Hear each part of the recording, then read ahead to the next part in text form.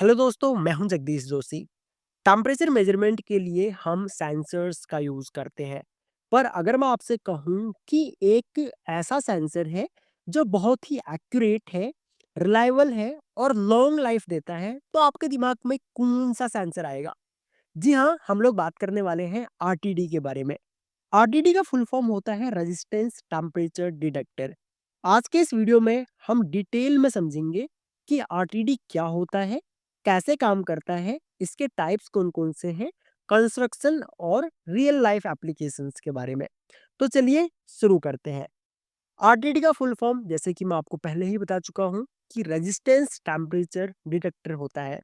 ये एक ऐसा सेंसर है जो टेम्परेचर को मेजर करता है रेजिस्टेंस के थ्रू। मतलब आरटीडी का प्रिंसिपल ये है कि जैसे-जैसे टेम्परेचर बढ़ता है, उसकी रेजिस्टेंस भी बढ़ती है।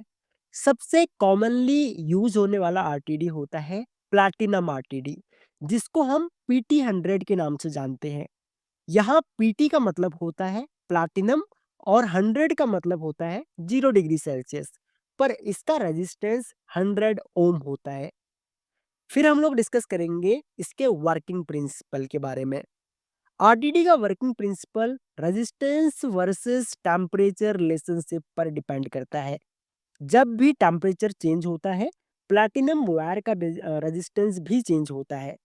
ये रेजिस्टेंस चेंज को एक मेजरिंग सर्किट डिटेक्ट करता है और टेम्परेचर वैल्यू के फॉर्म में कन्वर्ट कर देता है। इसके लिए हम व्हीटस्टोन ब्रिज और डिफरेंट सिग्नल कंडीशनिंग सर्किट्स का यूज करते हैं। एक सिंपल लाइन में बोलूं तो आरटीडी का काम है टेम्परेचर को इलेक्ट्रिकल सिग्नल में कन्वर्ट करना। फिर हम लोग डिस्कस करते हैं कंस्ट्रक्शन ऑफ आरटीडी की। आरटीडी मेनली एक फाइन प्लैटिनम वायर से बनता है, जो एक सेरामिक या ग्लास रॉड पर वाउंड होता है।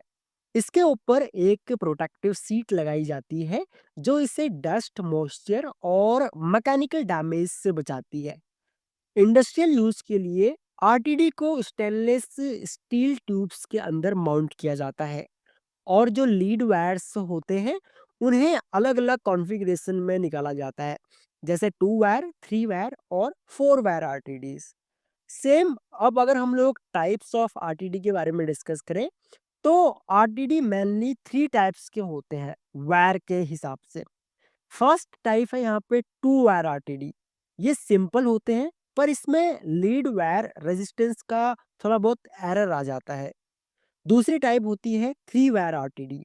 ये इंडस्ट्रियल स्टैंडर्ड है क्योंकि इसमें लीड रेजिस्टेंस का इफेक्ट मिनिमम हो जाता है। थर्ड है 4 वायर आरटीडी। सबसे ये मतलब ये जो 4 वायर आरटीडी होते हैं, ये सबसे एक्यूरेट होते हैं और लैबोरेटरी हो गया या फिर ऐसे जो लैबोरेटरी से रिलेटेड जो एप्लीकेशंस होते हैं, उनमें इनको सबसे ज़्यादा यूज़ किया जाता है। और मटेरियल के हिसाब से भी आरटीडी अलग-अलग होते हैं, जैसे कि प्लैटिनम आरटीडी हो गया, निकेल आरटीडी हो गया, कॉपर आरटीडी हो गया, लेकिन सबसे ज़्यादा प्लैटिनम आरटीडी ही यूज़ किए जाते हैं, क्योंकि प्लैटिनम का टेम्परेचर रेजिस्टेंस के रिलेशंस मतलब प्लैटिनम में टेम्परेचर और रेजिस्टेंस का रिलेशनशिप हाईली लीनियर और स्टेबल होता है। इसीलिए प्लैटिनम को सबसे ज़्यादा यूज़ किया जाता है आरटीडी में।